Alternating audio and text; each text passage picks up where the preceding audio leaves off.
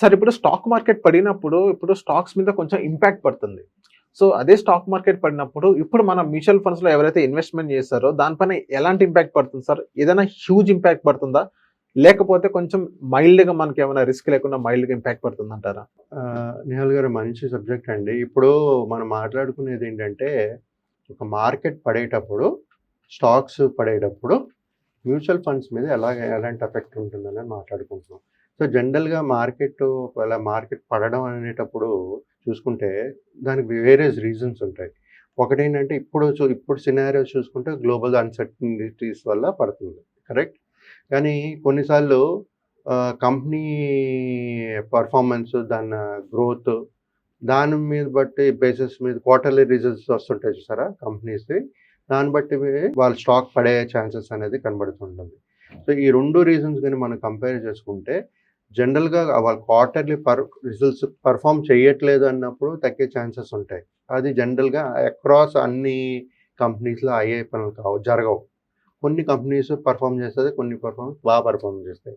So, కొన్ని apps ఉంటాయి. కొన్ని డౌన్స్ ఉంటాయి. నార్మల్‌గా పెర్ఫార్మన్స్ వైస్ చూసుకుంటే క్వార్టర్లీ రిజల్ట్స్ అవన్నీ చూసుకుంటే. రైట్. ఇప్పుడు సినారియోలో ఏంటంటే గ్లోబల్ అన్‌సర్టెనిటీస్, అంటే ఓవరాల్‌గా అన్నీ ఇప్పుడు గ్లోబల్ అన్‌సర్టెనిటీస్ అని మాట్లాడుకునేటప్పుడు మనం ఇప్పుడు ఈ వార్ వల్ల స్ట్రీట్ ఆఫ్ హార్మోస్ క్లోజ్ చేయడం వల్ల క్రూడ్ ఆయిల్స్ పెరిగిపోతాయి. క్రూడ్ ఆయిల్స్ ఎప్పుడైతే పెరుగుతుందో మిగతా ఇన్‌ఫ్లేషన్ అన్నీ పెరిగిపోతాయి. ఓకే. అన్నీ పెరిగిపోతాయి కాబట్టి ఆబ్వియస్‌లీ అది ఎంతవరకు వెళ్తదనేది తెలియకపోయినప్పుడు అన్ని రేట్లు పెరిగిపోతూ ఉంటది. దానివల్ల మార్కెట్ కూడా చాలా వాలటైల్ ఉంటది. సో, ఇప్పుడుండే సినారియో అది. సో, ఇప్పుడుండే సినారియో దానివల్ల ఏమవుతుంది, ప్రతి అక్రాస్ మార్కెట్స్‌లో అన్ని స్టాక్స్ పడిపోతున్నాయి. రైట్. అన్నీ మీరు రెడ్ స్క్రీనే చూసుంటారు. యెస్. రైట్. అవును. సో, స్టాక్స్ పడుతున్నప్పుడు ఇప్పుడు మ్యూచువల్ ఫండ్స్‌లో ఎలాంటి ఎఫెక్ట్ ఉంటదని మనం మాట్లాడుకుంటే, మ్యూచువల్ ఫండ్స్ ఏంటి?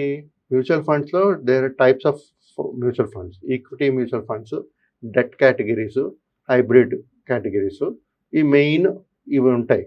సో, ఇలాంటి కేటగిరీస్‌లో మనకి ఒకవేళ స్టాక్స్ గాని, మార్కెట్‌లో స్టాక్స్ పడేటప్పుడు మనకి దీని మీద ఎలాంటి ఎఫెక్ట్ ఉంటదనేది మాట్లాడుకుంటే, ఈక్విటీ రిలేటెడ్ మ్యూచువల్ ఫండ్స్‌లో గాని చూసుకుంటే మోస్ట్‌లీ ఇంపాక్ట్